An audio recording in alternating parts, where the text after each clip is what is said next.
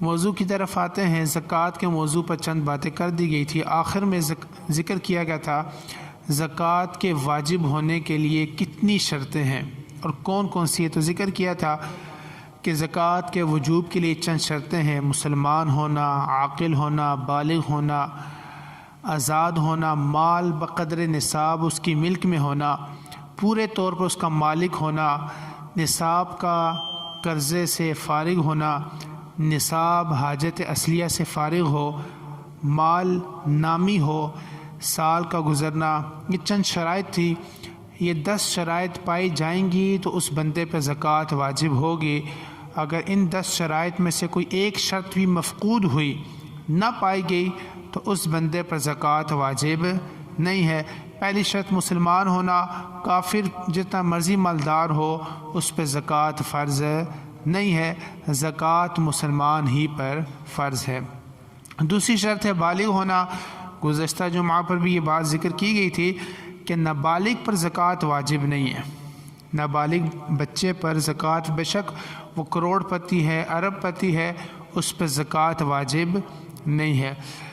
تیسری شرط ہے عاقل ہونا، عقل مند ہونا۔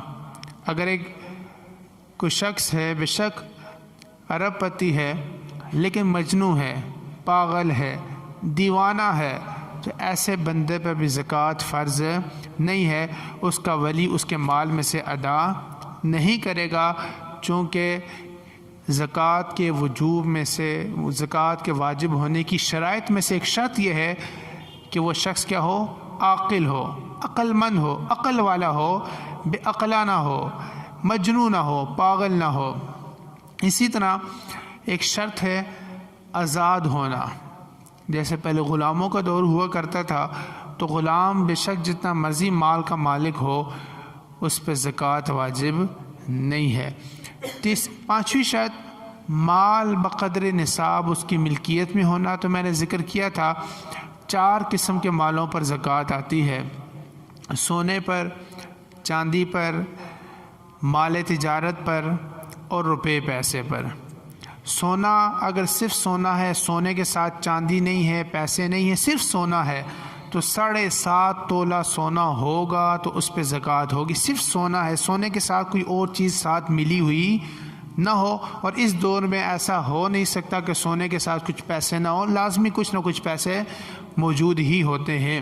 بے شک 10 روپے، 20 روپے، کچھ نہ کچھ پیسے موجود، لیکن اگر ایسی کچھ صورت ہے کہ اس کے پاس صرف سونا ہے تو 7.5 تولہ سونا ہوگا تو زکوٰۃ آئے گی، اس سے کم ہے تو زکوٰۃ نہیں آئے گی۔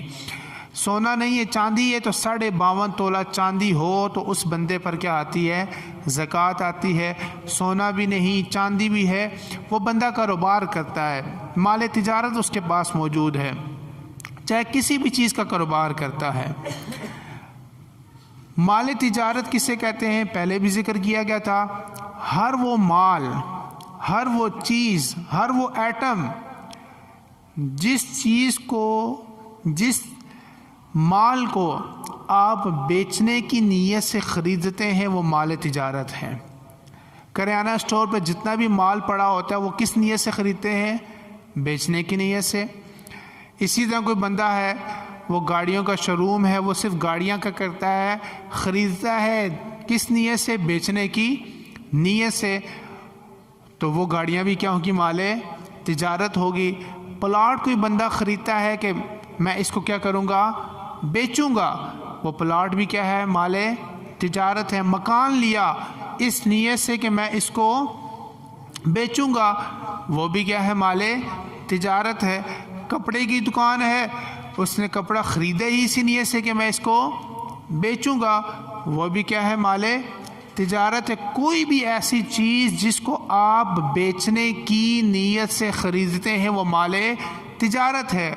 اگر وہ مال اتنا موجود ہے جس کی مالیت 52.5 تولہ چاندی بنتی ہے، جس کی مالیت تقریباً پچھلے جمعے کے اعتبار سے میں نے ذکر کیا تھا، آج کے اعتبار سے تقریباً 1,33,34,000 کے لگ بھگ، اگر کسی کے پاس اتنا مال تجارت موجود ہے، کسی کے کریانہ سٹور ہے، اس کے اندر اتنا مال موجود ہے، جس کی مالیت 52.5 تولہ چاندی کی مالیت کے برابر بنتی ہے، ایسا بندہ صاحب نصاب ہے۔ جب اس پر 1 سال گزر جائے گا تو جتنا مال اس وقت اس کی دکان پر موجود ہوگا نصاب سے بڑھ کر بھی ہوگا تو اس سارے مال پر کیا آئے گی؟ زکوٰۃ لازم ہوگی۔ مثال کے طور پر ایک بندہ ہے، اس نے کرانہ سٹور کا افتتاح کیا اور اس نے اس کے اندر 4 لاکھ کا مال ڈال دیا۔ 4 لاکھ کا مال تو میں نے پہلے ذکر کیا 52.5 تولہ چاندی کی مالیت کتنی ہے؟ 1,33,000 روپیہ۔ اتنا مال اس کے پاس موجود ہے تو وہ بندہ کیا بن گیا؟ صاحب نصاب بن گیا۔ اب اگلے سال، آج ہے 29 شعبان، اگلے سال 29 شعبان کو جتنا مال اس کی دکان پہ پڑا ہوگا، ابھی 4 لاکھ کا ڈالا تھا، اگلے سال وہ مال اب اس کے پاس جو بیچنے کی نیت سے اس دکان میں پڑا ہوا ہے وہ ہے 8 لاکھ کا، تو اب اس پر 8 لاکھ کی زکوٰۃ ادا کرنا واجب ہے۔ آج مال ڈالا 4 لاکھ کا، مال تجارت تھا اس کے پاس 4 لاکھ، اگلے سال 29 شعبان کو اس کی دکان میں مال پڑا ہوا 3 لاکھ کا، تو اس پر 3 لاکھ کی زکوٰۃ ادا کرنا واجب ہوگی۔ یہ ہو گیا مال تجارت۔ اور چوتھی چیز ہے روپیہ۔ اگر کسی کے پاس روپیہ پڑا ہوا ہے، پیسے پڑے ہوئے ہیں، 52.5 تولہ چاندی کی مالیت کا، یعنی 1,33,000 روپے کا کوئی بندہ مالک بن جاتا ہے آج کی تاریخ میں، وہ بندہ صاحب نصاب بن جائے گا۔ اب سال گزرنے کے بعد اگلے سال 29 شعبان کو اس کے جتنا بھی پیسہ موجود ہوگا، آج 1,50,000 تھا، اگلے سال 29 شعبان کو اس کے پاس 9 لاکھ روپیہ ہے تو اس پر 9 لاکھ کی زکوٰۃ ادا کرنا واجب ہوگی۔ یہ پیسہ اس نے کسی بھی نیت سے رکھا ہوا ہے، بیٹی کی شادی کرنے کی نیت سے رکھا ہوا ہے، کاروبار کرنے کی نیت سے رکھا ہوا ہے، عمرہ کرنے کی نیت سے رکھا ہوا ہے، یا کسی بھی نیت کے لیے رکھا ہوا ہے، ضرورت سے زائد یہ مال پڑا ہوا ہے، اس مال پر جب سال گزر جائے گا تو اس پر زکوٰۃ ادا کرنا واجب ہو جائے گی۔ یہ تو تھا صرف اگر سونا ہے تو 7.5 تولہ سونا، لیکن جب سونے کے ساتھ کوئی اور چیز مل جائے، چاندی مل جائے، چاہے 1 تولہ ہی، 1 گرام ہی، سونے کے ساتھ کوئی مال تجارت مل جائے، چاہے چند ہزار کے ہی کیوں نہ ہو، سونے کے ساتھ کچھ پیسے مل جائیں، چاہے 100 روپیہ ہی کیوں نہ ہو، تو پھر سونے کے نصاب کو کنورٹ کر دیا جائے گا اس دور کے مطابق چاندی پر۔ اب اگر 1 تولہ سونا بھی کسی کے پاس موجود ہے اور اس کے ساتھ 100 روپیہ مل گیا، عورتوں کے پاس 100 روپیہ 200 روپیہ انہوں نے بچا کے کچھ نہ کچھ، اگر ایک عورت 1 تولہ سونے کی مالکہ ہے اور اس کے ساتھ 100 روپیہ جب اس تولہ سونے کے ساتھ ملا تو وہ بن گئی صاحب نصاب۔ اب جب اس 1 تولہ سونا پر سال گزر گیا تو اس پر اس سونے کی زکوٰۃ ادا کرنا کیا ہو جائے گی؟ واجب ہو جائے گی، چونکہ 1 تولہ سونے کی مالیت 52.5 تولہ چاندی کی مالیت سے بڑھ کر ہے۔ اسی طرح اگر کسی کے پاس 1 انگوٹھی سونے کی ہے، 1-2 انگوٹھیاں کوئی چاندی کی ہے، کوئی 20-30 ہزار روپے کا کوئی کاروبار بھی کرتا ہے اور 30-40 ہزار روپے اس کے پاس کچھ سیب بھی پڑے ہوئے ہیں، ان ساروں کو ملایا، ملانے کے بعد اس کی مالیت بن گئی 52.5 تولہ چاندی کی مالیت کے برابر، تو ایسے بندے پر بھی زکوٰۃ کیا ہو جائے گی؟ واجب ہو جائے گی، جب اس مال پر سال کیا ہو جائے گا؟ گزر جائے گا۔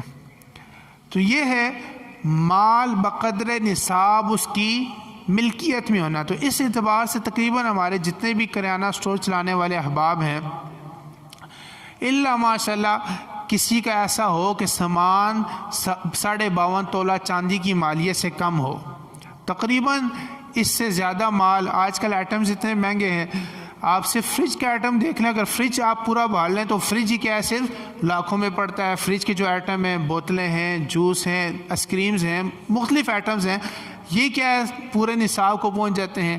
گھی اور اس طرح آئل کے آئٹم جو کہ وہ بھی کتنے مہنگے ہیں. دیگر چیزیں اگر ان چیزوں کو ملا کر، چونکہ ساری چیزیں وہ کس نیت سے خریدتے ہیں؟ بیچنے کی نیت سے، مال تجارت کی نیت سے.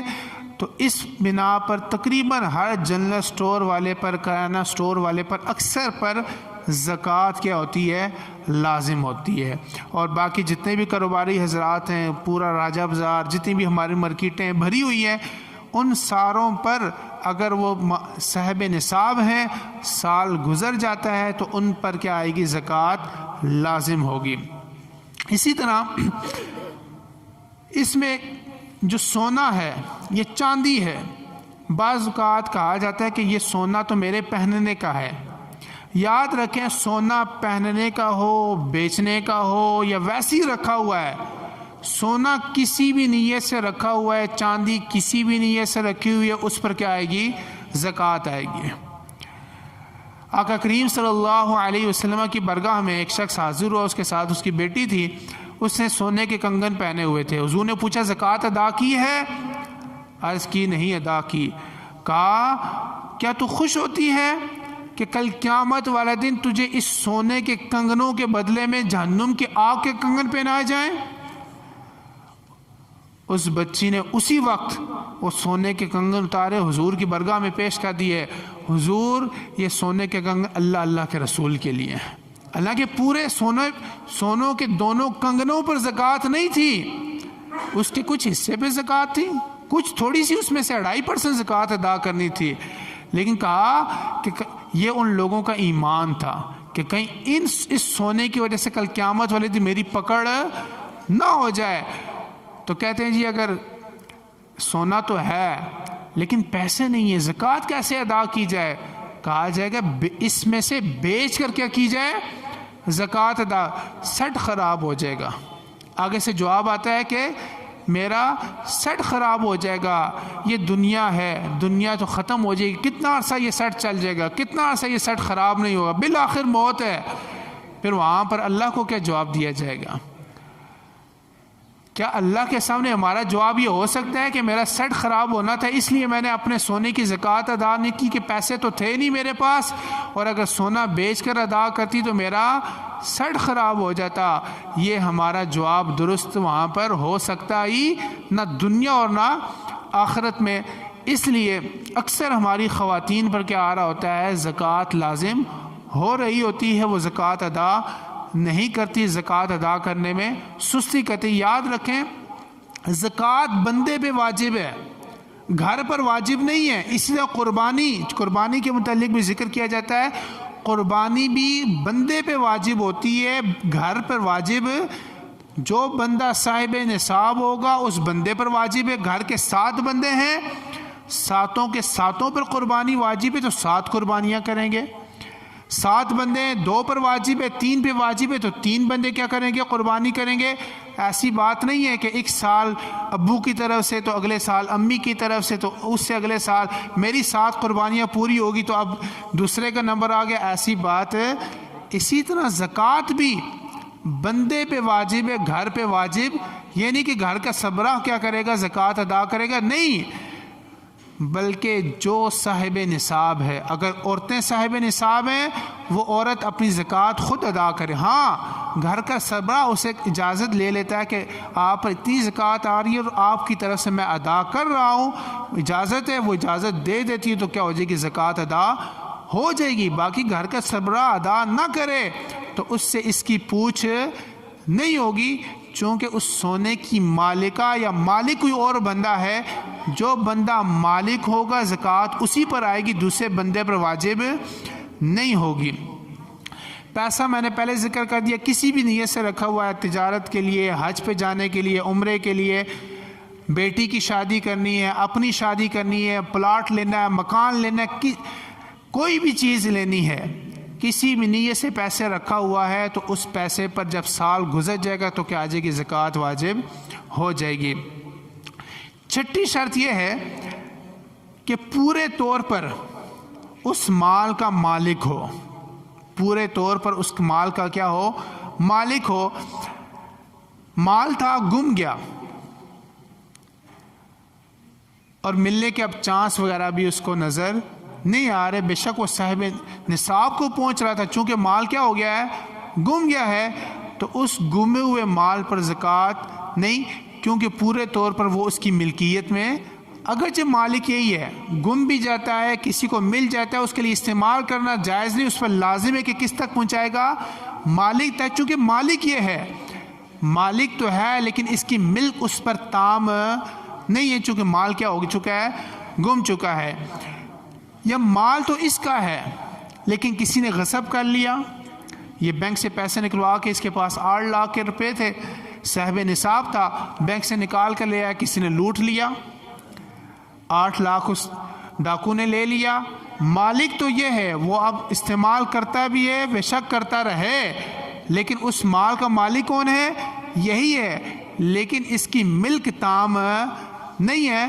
تو زکوٰۃ تب واجب ہوتی ہے کہ پورے طور پر وہ نصاب کا مالک ہو, اس پر اس کا قبضہ بھی ہو, تب اس پر زکوٰۃ آئے گی, وگرنہ اس پہ زکوٰۃ ادا.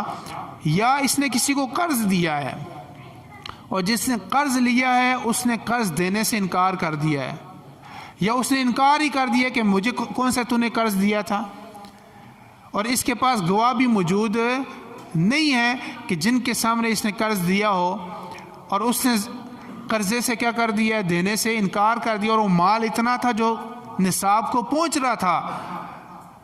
اب اس مال کا مالک تو یہ ہے لیکن اس کی ملک اس پہ تام نہیں ہے, تو اس مال پر بھی اس پہ زکوٰۃ لازم نہیں ہوگی.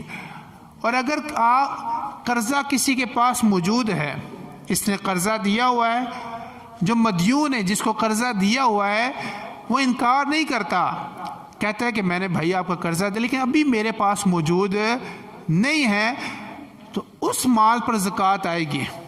کس پر آئے گی, مالک پر آئے گی. اگر مالک نے, جو پیسوں کا مالک, اس نے 3 لاکھ روپیہ کسی کو قرضہ دیا ہوا ہے, جس کو قرضہ دیا ہوا ہے وہ انکار نہیں کرتا, مانتا ہے کہ میں نے آپ کا قرضہ دینا ہے لیکن ابھی میرے پاس موجود نہیں ہے, 3 سال گزر گئے, 4 سال گزر گئے, تو یہ جب وہ قرضہ دے گا یہ ان سارے سالوں کو کیا کرے گا, زکوٰۃ ادا کرے گا, اس پر زکوٰۃ دینا کیا ہوگا, واجب ہوگا. اسی طرح جو مرہونہ چیز ہوتی ہے اس پہ بھی زکوٰۃ لازم نہیں ہوتی. مرہونہ چیز جو کسی کے پاس گروی رکھی جاتی ہے, کسی سے کچھ چیز لی تو اس کے بدلے میں کوئی چیز گروی کے طور پر پلاٹ رکھا جاتا ہے, کوئی اماؤنٹ رکھی جاتی ہے, سونا رکھا جاتا ہے, تو جو مرہونہ چیز ہوتی ہے اس مرہونہ چیز پر بھی زکوٰۃ لازم نہیں ہوتی, نہ راہن پر نہ مرتہن پر. راہن جس کے پاس وہ گروی رکھی گئی ہے, اور مرتہن جس نے وہ چیز گروی رکھی ہے. راہن اس لیے کہ وہ اس کا مالک نہیں, مالک وہ مرتہن ہے, اور مرتہن اس لیے کہ اس کا قبضہ اس پہ تام نہیں ہے, اسی لیے مرہونہ چیز کو نہ راہن استعمال کر سکتا ہے نہ مرتہن استعمال کر سکتا ہے. یاد رکھیں ہمارے ہاں عموماً یہ ہوتا ہے, خاص طور پر جو کسان لوگ ہوتے ہیں وہ کسی سے پیسے لے لیتے ہیں اور زمین کہتے ہیں یہ زمین آپ کے پاس کیا ہے, رہن رکھ دی ہے. اب وہ جو مرہونہ چیز ہوتی ہے, جو گروی رکھی ہوئی چیز ہوتی ہے, اس کو نہ راہن استعمال کر سکتا ہے نہ مرتہن. ہمارے ہاں ہوتا کیا ہے کہ جب تک یہ مرتہن قرضہ ادا نہیں کرتا تو تب تک وہ راہن اس زمین کو کیا کر رہا ہوتا ہے, استعمال کر رہا ہوتا ہے.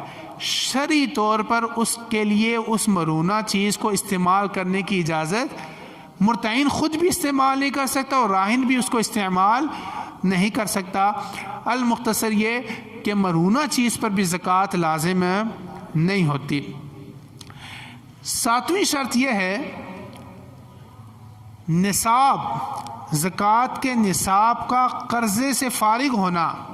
ایک بندہ صاحب نصاب تو ہے, اس کے پاس اتنا سونا ہے جس پر کیا آتی ہے, زکوٰۃ آتی ہے, اس کے پاس اتنا مال تجارت ہے جس پر زکوٰۃ آتی ہے, لیکن وہ نصاب اتنا, اس پر قرضہ بھی ہے, نصاب کا مالک بھی ہے, لیکن ساتھ ایک بندہ ہے دکان پر, اس کے پاس 5 لاکھ کا مال پڑا ہوا ہے جو اس نے بیچنے کی نیت سے خریدا ہے, لیکن اس پر 4 لاکھ قرضہ بھی ہے, 4 لاکھ اس پہ قرضہ بھی ہے, اور 5 لاکھ اس نے مال تجارت ہے, 4 لاکھ قرضے کا اگر نکالا جائے تو پیچھے بچ جاتا ہے 1 لاکھ، اور اگر 1 لاکھ جو بچ رہا ہے آج کے دور کے مطابق، آج کی تاریخ کے مطابق 1 لاکھ نصاب کو نہیں پہنچ رہا، چونکہ نصاب کو آج کی تاریخ کے مطابق جو چیز پہنچی وہ کتنی مالیت ہے؟ 1,33,34,000 ہزار کے لگ بھگ 52.5 تولہ چاندی کی مالیت۔ تو ایسے بندے پر بھی زکوٰۃ واجب نہیں ہے، کیوں کہ نصاب قرضے سے فارغ نہیں ہے۔ ایک بندے کے پاس 5 لاکھ کا مال پڑا ہوا جو اس نے بیچنے کی نیت سے خریدا ہوا ہے، دکان پہ پڑا ہوا ہے، لیکن اس پہ قرضہ ہے۔ قرضہ کتنا ہے؟ 2 لاکھ ہے۔ قرضہ کتنا ہے؟ 2 لاکھ۔ اگر اس میں سے 2 لاکھ منہا بھی کر دیا جائے، نکال بھی دیا جائے، پھر بھی پیچھے کتنا بچ رہا ہے؟ 3 لاکھ۔ تو جب اس پہ سال گزر جائے گا، سال گزرنے کے بعد اس کے پاس وہ مال پڑا ہوا ہے دکان میں، 2 لاکھ اس نے قرضہ کسی کا دینا ہے، اس 2 لاکھ کو ادا کر دیا، پیچھے مال 3 لاکھ کا پڑا ہوا ہے، تو اس پہ 3 لاکھ کی زکوٰۃ ادا کرنا کیا ہوگی؟ لازم ہوگی۔ تو 7ویں شرط زکوٰۃ کے واجب ہونے کی، مال کا نصاب کا قرضے سے کیا ہونا؟ فارغ ہونا۔ اگر قرضے میں سارا مال چلا جاتا ہے، نصاب بھی قرضے میں چلا جاتا ہے، تو ایسے بندے پر زکوٰۃ لازم نہیں ہوگی۔ اسی طرح کچھ اور بھی مسائل ہیں۔ 8ویں شرط نصاب کا حاجت اصلیہ سے فارغ ہونا۔ اس کے پاس مال تو موجود ہے لیکن اپنی حاجت کا صرف کپڑے ہیں پہننے کے، سردیوں گرمیوں کے کپڑے ہیں، ان پہ زکوٰۃ ہے۔ مکان ہے ایک سردیوں کا ایک گرمیوں کا، تو اس مکان پہ زکوٰۃ۔ گاڑی ہے جو اس کی اپنے استعمال کی ہے، اس گاڑی پہ زکوٰۃ۔ موٹر سائیکل ہے استعمال کا ہے، اس پر زکوٰۃ نہیں ہے۔ کوئی بندہ ہے کام کرتا ہے، کوئی مستری ہے، اس کے جو اوزار ہیں، جن اوزاروں کے ساتھ وہ کام کرتا ہے، ان اوزاروں پہ زکوٰۃ نہیں ہے۔ درزی ہے، اس کے پاس جو مشین ہے، جس مشین پر وہ کام کرتا ہے، اس مشین پہ زکوٰۃ نہیں ہے۔ اسی طرح جو کسی بھی کام کرنے والے کے صنعت کار کے جو اوزار ہوتے ہیں، ان اوزاروں پہ زکوٰۃ نہیں ہے۔ عطر فروش، عطر بیچنے والے کے پاس جو شیشیاں ہوتی ہیں، وہ شیشیاں اگر اتنی ہیں جو نصاب کو پہنچ رہی ہے تو ان پہ بھی زکوٰۃ ہے۔ کیوں کہ وہ عطر فروش کے پاس شیشیاں ہوتی ہیں، وہ کس نیت سے لیتا ہے؟ بیچنے کی۔ جب وہ بیچتا ہے عطر تو بیچ میں اس شیشی کی قیمت لگاتا ہے کہ نہیں لگاتا؟ لگاتا ہے۔ گویا کہ اس نے وہ بھی کس نیت سے لی ہوئی ہیں؟ بیچنے کی نیت سے۔ تو ہر وہ مال جو بیچنے کی نیت سے لیا جو مال تجارت ہے، جو اپنی ضرورت کا سامان ہے، اس پہ زکوٰۃ نہیں ہے۔ کیوں کہ وہ حاجت اصلیہ، چونکہ وہ حاجت اصلیہ سے فارغ، تو لازم ہے کہ نصاب کس سے فارغ ہو؟ حاجت اصلیہ سے فارغ ہو۔ دیگر بھی بہت سارے زکوٰۃ کے مسائل ہیں، سارا وقت نہیں ہے کہ زکوٰۃ کے سارے مسائل ذکر کیے جا سکیں۔ آپ میں سے جو بندہ صاحب نصاب ہے، کاروبار کرتا ہے، کسی کے پاس مال موجود ہے، زکوٰۃ کے مسائل سیکھیں، سمجھیں، اپنی عورتوں کو بتائیں، بالخصوص جن کے پاس سونا ہے۔ زکوٰۃ ادا نہ کرنے کی وجہ سے وبال پڑتا ہے، بچوں پہ وبال پڑتا ہے، اپنی زندگیوں پہ وبال پڑتا ہے، دنیا آخرت خراب ہوتی ہے۔ آپ کسی فقیر کا حق مارتے ہیں زکوٰۃ ادا نہ کر کے، اور زکوٰۃ لازمی نہیں ہے کہ آپ یکمشتی ادا کریں۔ اگر کسی پہ 40,000 زکوٰۃ آتی ہے تو لازمی نہیں کہ وہ 40,000 اکٹھی ادا کرے، بلکہ ہر مہینے میں 4-4 ہزار ادا کر دیں، اس طرح بھی زکوٰۃ ادا ہو جاتی ہے۔ کسی پہ 20,000 زکوٰۃ ہے، لازمی نہیں ہے کہ وہ 20,000 اکٹھی نکالنا اس کے لیے مشکل ہو رہا ہے، ہر مہینے کیا کرے، اندازہ کر لے 2-2 ہزار پہ کر کے زکوٰۃ۔ اس طریقے سے بھی کیا ہو سکتی ہے؟ زکوٰۃ ادا ہو سکتی ہے۔ بہت سارے مسائل ہیں زکوٰۃ کے، اللہ تعالی ہمیں ان مسائل کو سمجھنے کی توفیق عطا فرمائے۔ اور پھر آپ کے سامنے عرض کرتا ہوں، شروع میں بھی ذکر کیا، آنے والا مہینہ عظمت والا ہے، برکت والا ہے، رحمت والا ہے، توبہ استغفار کا مہینہ ہے۔ اللہ تعالی ہم میں سے ہر ایک کو وہ مہینہ نصیب فرمائے، اور پھر نصیب فرمانے کے بعد اللہ کے حضور ہمیں دعا کرنی چاہیے کہ اس ماہ کو جس طرح گزارنے کا حق ہے، اس طرح ہمیں گزارنے کی توفیق عطا فرمائے۔ جو کام اس مہینے میں کرنے ابھی کر سکتے ہیں، آج کر سکتے ہیں، وہ کام آج کر لیں، تاکہ اس مہینے کا ہر لمحہ ہم اللہ کی عبادت میں، اللہ کے ذکر میں، توبہ استغفار میں گزاریں۔ اللہ تعالی ہمیں سمجھ کی توفیق عطا فرمائے۔ وما علیہ الا البلاغ۔